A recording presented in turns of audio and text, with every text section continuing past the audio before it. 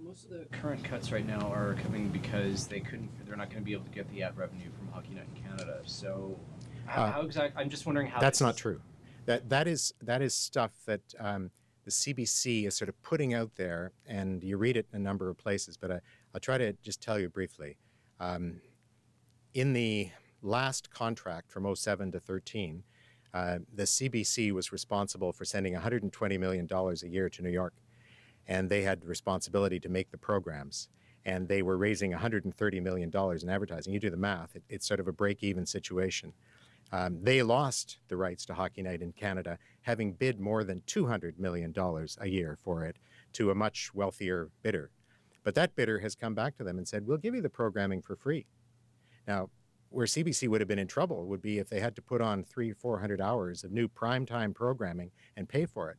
They've got that programming for free. They would have been worse off if they had got the rights to Hockey Night in Canada, and yet they hang that out there.